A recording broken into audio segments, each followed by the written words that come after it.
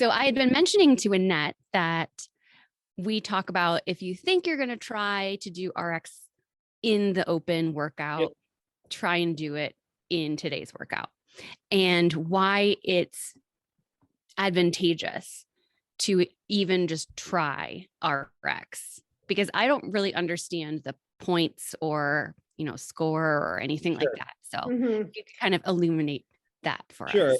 So and you, sorry. No, go ahead. And you already took my first question. I did it again. So in the open, through the games, through CrossFitGames.com and through CrossFit HQ, the way scoring works in the open is there's now 3 divisions. I'm not quite sure how the foundations divisions work, but there's always been RX. And then the past number of years, there's been RX or scaled. And so you can choose, it's just a binary option, right? You either are choosing to do a workout RX and one's scaled, and the next week you can do it different. Like you can do the next one scaled and the next one RX and so forth. Like I said, I'm not too familiar with foundations. That's new. And we don't typically have athletes that do that. But so from a purely scoring perspective, like 1 rep of an RX workout beats infinite reps or score of a scaled workout. So if the scaled workout is 55 pounds and you can do 10 rounds of it or something, and the RX has 95 pounds and you can do 1 rep of it, you will beat everybody who did the scale division. So gotcha. That's not really why we encourage people to do that, like try to do the workouts RX. It's more like that's not something that we're pushing all the time throughout the year. So this year, for example, we have like a 10-week performance cycle, and it's just a time when we have people sort of try things that maybe they haven't tried before. And, practice wise, I'll come back to that, like what Anne mentioned about today, but in the open, we just like to see people try to stretch a little bit, and not in like an unsafe way, but people usually get a big sense of accomplishment to do, a thing, even if it's 1 or 2 reps of something that they haven't done before. Again, like I said, assuming that it's something the athlete can do safely, and we're sort of green lighting them to give it a shot.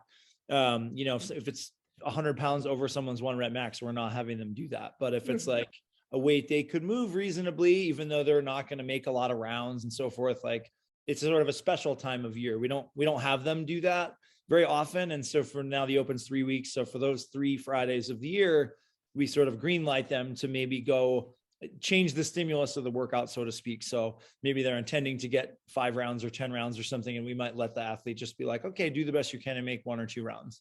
We found it over historically. This is our 10th open as a gym. Yeah, I think 10th open. And historically, it gives people a big sense of accomplishment and so forth. And so going back to practice, where we are in this performance cycle and we run sort of a practice open prior to the real open and so forth. But for today's workout, what Anne was mentioning was there was 135/95 barbell is a very common like open weight.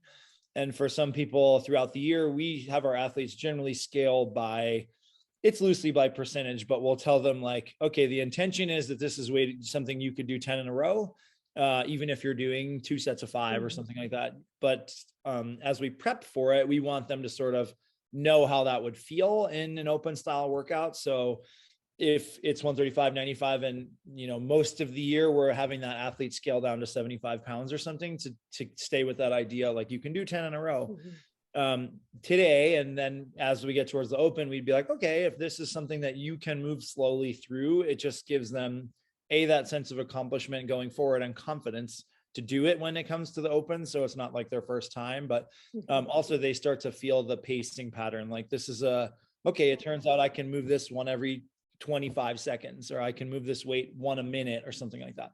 So that's why that's sort of how we approach that.